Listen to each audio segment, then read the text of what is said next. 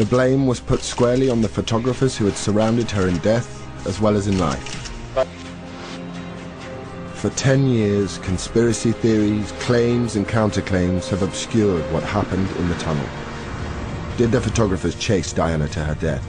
Did they hinder the emergency services that they had not called because they were taking pictures? To tell their side of the story to a world still mourning the death of Diana. Until now. People arrived for dinner. Outside, waiting, were a mixed bunch of photojournalists, news photographers and celebrity paparazzi. Some were freelance, others worked for agencies that sold their pictures to newspapers and magazines. Diana and Dodie, accompanied by Henri Paul and one of Dodie's bodyguards, Trevor Rees-Jones, slipped out of the back door. Henri Paul est sorti. Henri Paul went out, followed by Dodie and Diana.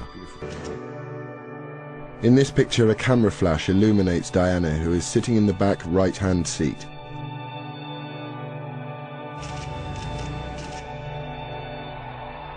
In this picture, we see Henri Paul at the wheel. Trevor Rees-Jones is in the front passenger seat, raising his hand. Diana is in the back with her head down. Dodie is on her left, but not visible. This is one of the last photographs taken before the crash. 23, on August the 31st, 1997, he raced into the Alma Tunnel. As the Mercedes carrying Diana entered the Alma Tunnel, it lurched to the left to try and avoid a slow-moving Fiat Uno in front of it. Driver Henri Paul lost control.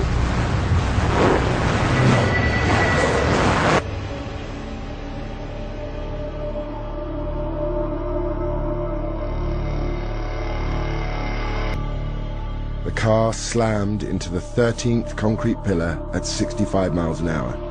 The force of the impact removed the front bumper.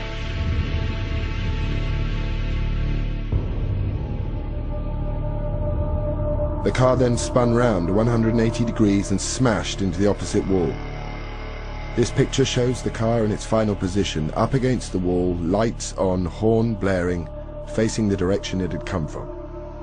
Dodie worn a seatbelt. News footage taken later that night shows the damage to the front of the car. The photographs used in this program were taken as well as the professionals. Some of the photographers' pictures were printed in the French investigation dossier. These photographs are the most precise record of what happened during the first chaotic minutes after the crash. In them we see the actions of the photographers, police and onlookers. Next on the scene, amazingly, was an off-duty doctor trained in emergency medicine. Dr. Frédéric Maillet was driving in the opposite direction with a friend, Marc Butt, when they saw the wreckage. Maillet quickly assessed the condition of the car's occupants. I remember the left back passenger was apparently dead. Didn't breathe, didn't react, didn't show any signs of life. There was the front passenger who was still alive, shouting, screaming, because he was severely injured on his face. So at least he has kind of consciousness, kind of blood pressure, so he was not extremely urgent. And the left passenger was a beautiful woman. She didn't have any blood on her face, but she was unconscious and her head was down like that and she had difficulty. So she needed some assistance very quickly. Dr. Maillet rushed back to his car to get his medical kit and oxygen. Only now did more of the photographers who'd been following the Mercedes turn up. Tempers flared when one of them tried to take pictures inside the car. Rommel Ra told him to get back. It took me just maybe 1 minute to go and come back from my car. And these people, like 3 or 4 people, were walking around the wreckage. When I went inside the car to give assistance to the beautiful lady, they began to take a lot of pictures with a lot of flash. This is one of the earliest pictures taken. Many photographs of Diana were taken that night. We will not be showing her face.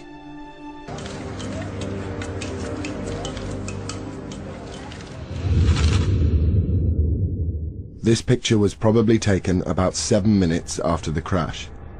By now there are at least 12 people around the car, a mixture of onlookers and photographers. From this angle it does not appear that any photographers' vehicles are obstructing the tunnel. The damage to the left side of the car, where it hit the wall, is extensive. The exhaust has fallen off. Dr. Maillet and Damien Dolby are still attending to Diana and Trevor Rees-Jones.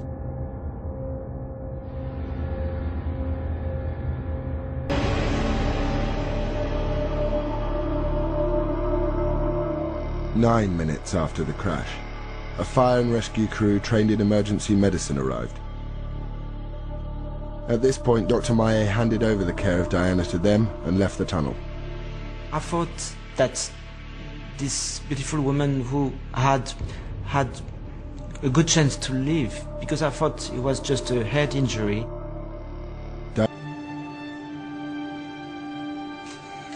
Approximately 17 minutes after the crash, an ambulance for Diana arrived.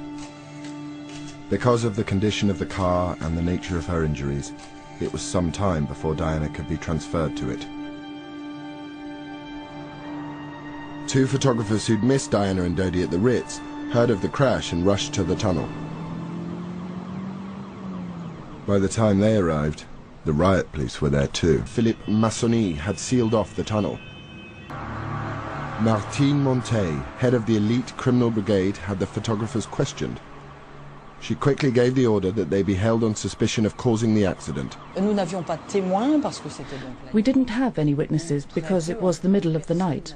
Very few people, well, no one saw what really happened. However, we quickly understood the paparazzi were behind and around the car, a bit like an escort, if you like.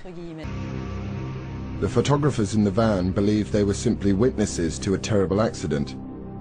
They had no idea of the ordeal that lay ahead. Just over an hour after the crash in the Alma tunnel, 7 men were on their way into police custody. And we were interrogated, photographed, handcuffed. Only now did the photographers realize they were suspects and could be charged with involuntary manslaughter and non-assistance to persons in danger. They faced a potential 5-year jail sentence. Diana had been in the car for 37 minutes, semi-conscious, before the emergency services could lift her out.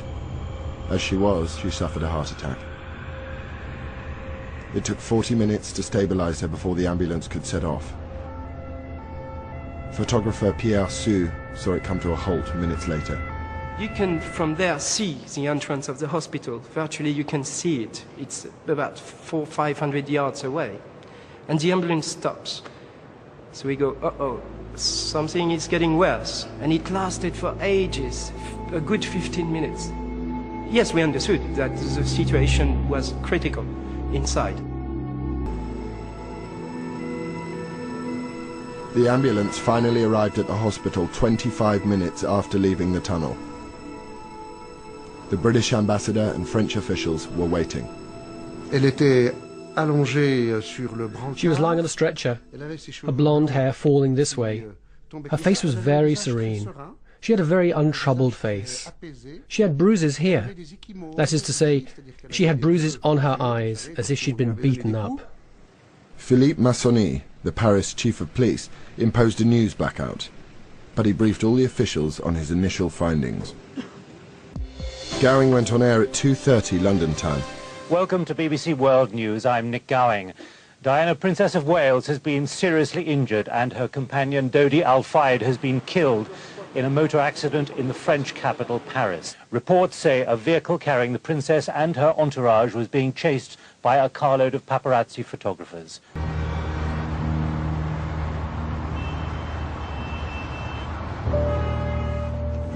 But there was little optimism at the hospital in Paris. Diana had suffered a second heart attack and had massive internal hemorrhaging. They tried to revive her for nearly 2 hours.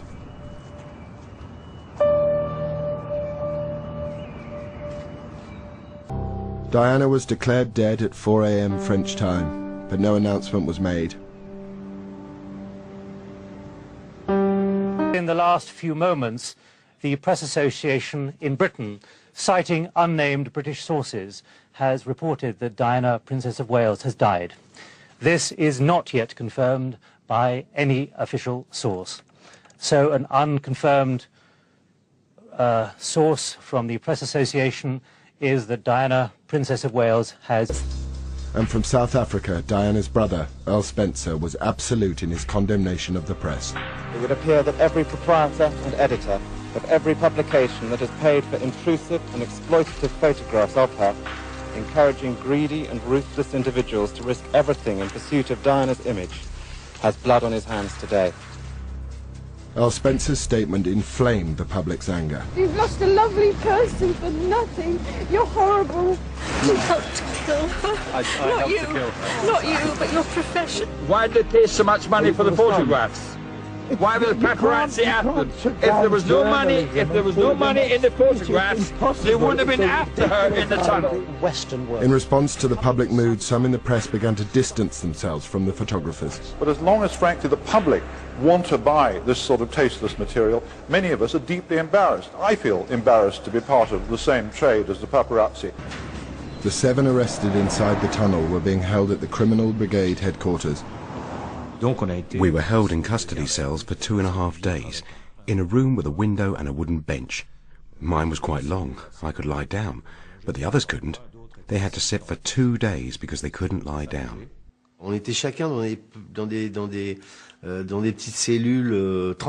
Each of us was put in a transparent cell with a neon light above.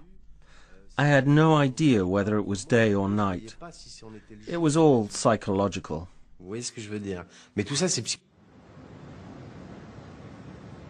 The French authorities had 20 rolls with more than 80 pictures shot in the tunnel, but they wanted them all.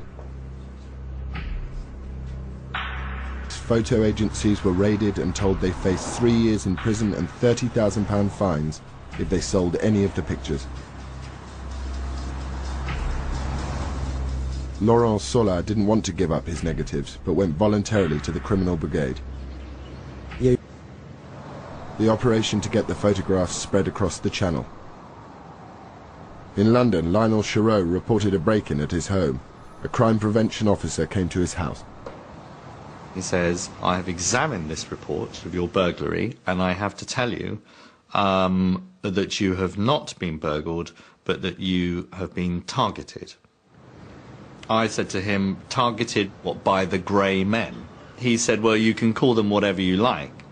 Grey men, MI5, MI6. But what I can tell you is that the person that came into your house had a plan of your house, had a key to your front door. And I would like to point out, he said, delicately, that at no point were your lives in danger, at which point my wife burst into tears. We knew that there were no photographers. This whole group of photographers was not around the car at the time of the accident because we were there before them. So they didn't come until 2, 3, 4 minutes afterwards. So they couldn't have been the cause of the accident. The evidence, both photographic and eyewitness accounts, seemed to show that the photographers had not caused the crash. Then came a surprising twist.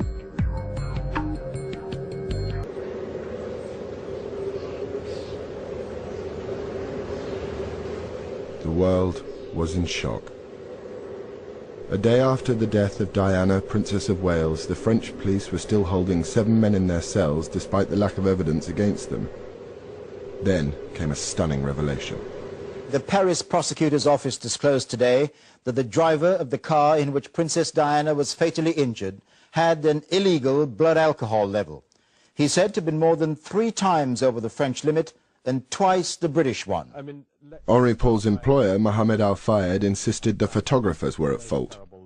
The way these people went along, John, it was like the Wells Fargo stage surrounded by Indians, but they weren't firing arrows, they were firing these blitz guns. And you know, after the accident, those motorcycles were left deliberately or accidentally in such a way that the emergency services were delayed by 10 or 15 minutes in getting there. The accusation against the dead driver Henri Paul did not keep the 7 men out of a French court.